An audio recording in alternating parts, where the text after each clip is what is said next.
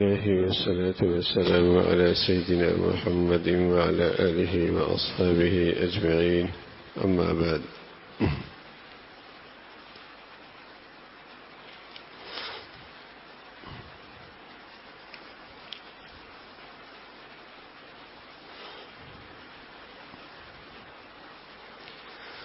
عن عثمان بن مظعون أنه قال: يا رسول الله، ائذن لنا في الترهب. فقال رسول الله صلى الله عليه وسلم: إن ترهب أمتي الجلوس في المساجد انتظار الصلاة. حضرت عثمان ابن مظعون فرماتے ہیں کہ انہوں نے پیارے رسول صلی اللہ علیہ وسلم سے عرض کیا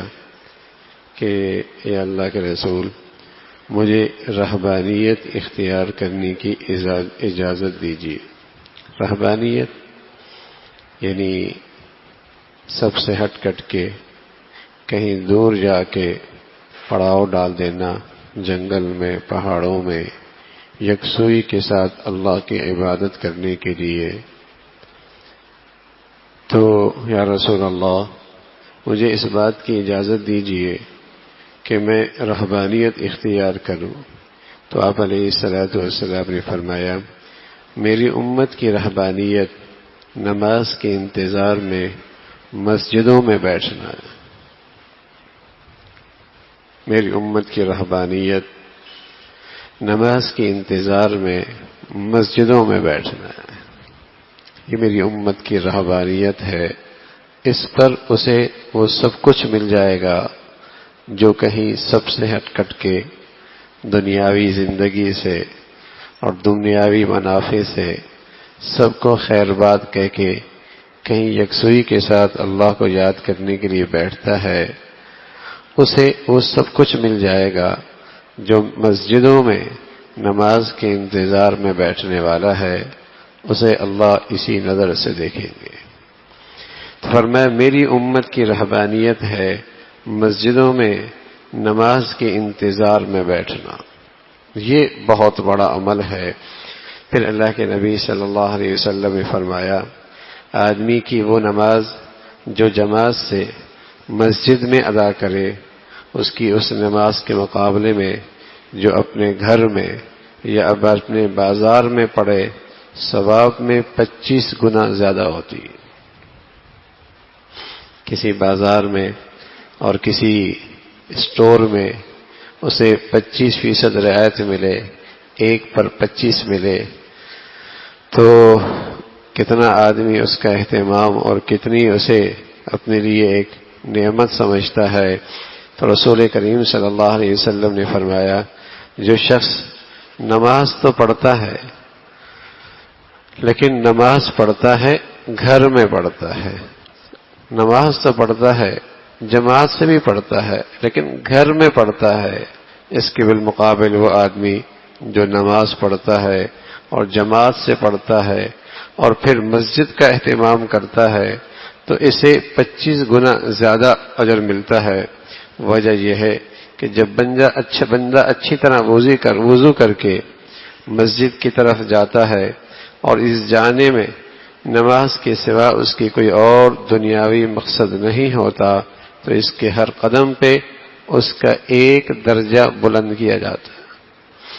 اور اس کے ایک خطا معاف کر دی جاتی ہے۔ پھر جب وہ نماز پڑھتا ہے تو فرشتے اس وقت تک برابر اس کے حق میں عنایت کی اور اللہ کی رحمت کی دعا کرتے رہتے ہیں جب تک کہ نماز پڑھنے کی جگہ میں رہے۔ اور ان فرشتوں کی یہ دعا یہ ہوتی ہے کہ اے اللہ، اپنے اس بندے پہ خاص عنایت فرما، اس پہ رحمت فرما۔ جب تک تم میں سے کوئی شخص نماز کے انتظار میں مسجد میں رہتا ہے، اللہ کے نزدیک اور اس کے حساب میں وہ برابر نماز میں رہتا ہے۔ کوئی شخص فرشتوں کی دعا لینا چاہے تو اس کا ایک آسان عمل یہ ہے کہ آدمی مسجدوں میں نماز کے انتظار میں بیٹھے اور مسجدوں میں نماز میں پہلے آئے اور جلدی آئے، اور جب تک یہ بیٹھا رہتا ہے نماز سے پہلے اور نماز کے بعد اللہ کے فرشتے مسلسل اس کے لیے دعائے رحمت اور دعائے عنایت کرتے رہتے ہیں۔ آدمی نیک آدمی سے دعائیں کراتا ہے، اللہ کے ولیوں سے دعائیں کراتا ہے، اور دعائیں کرانی بھی چاہیے ہیں۔ اور یہ اللہ کے فرشتے تو ان کی شان یہ ہے، لا یعصون اللہ ما امرہم، یہ تو اللہ کی نافرمانی کرتے ہی نہیں ہیں،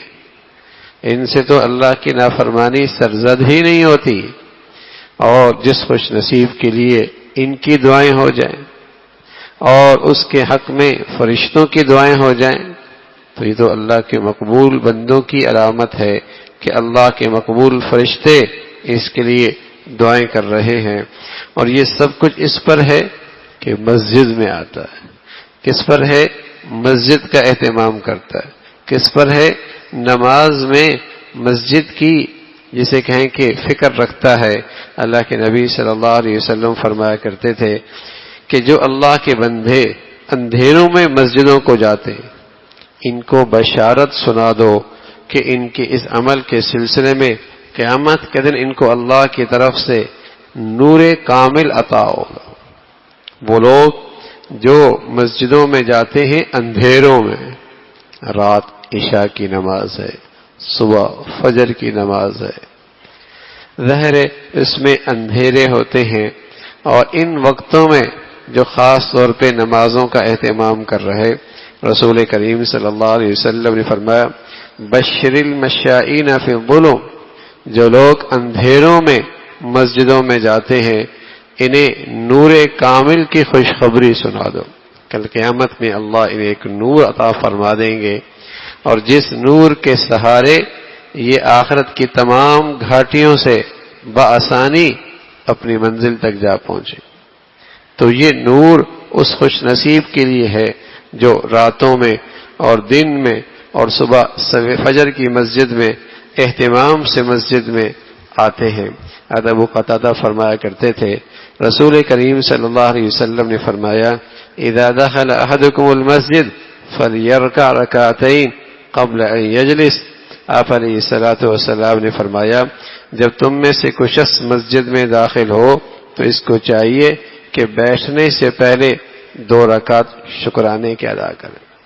اللہ کے دربار میں آیا ہے، اللہ کے حضور حاضری ہو رہی ہے، اور اس شاہی دربار میں اس کے لیے اس کا انتخاب ہوا ہے، اس پر شکرانے کے 2 نفل پڑھ لے، اس پر شکرانے کے 2 نفل پڑھ لے کہ شاہی دربار میں اسے بلایا گیا ہے، شاہی دربار میں اسے بلایا گیا ہے، اور اللہ کے گھر کے لیے اس کا انتخاب ہوا ہے، اور اللہ کے گھر کے اور اس دربار کے دروازے اس کے لیے کھلے ہیں، اور جب یہ داخل ہو تو شکرانے کے 2 رکعت نفل پڑھ۔ تو ہر عمل سے پہلے 2 رکعت شکرانے پڑھے۔ یہ اسی وقت ہے جب کوئی مکروہ وقت نہ ہو، مثلا فجر سے پہلے ظہر 2 رکعت نفل نہیں ہوتے۔ اسی طریقے سے